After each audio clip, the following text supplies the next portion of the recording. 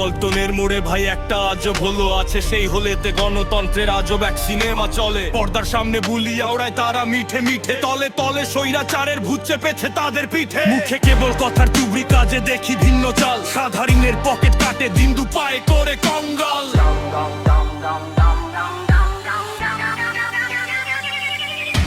তেল নাই রে, বিদ্যুৎ নাই, নিত্য পণ্যের দাম বাড়ে। নয়া পল্টনের সেই সিনেমা এখন প্রতি ঘরে ঘরে। তাদের ঘরে এখন দেখি স্বৈরাচারের ভূত চেপেছে। গণতন্ত্রে বুলি মুখে নাটকের সব সাজে সেজেছে।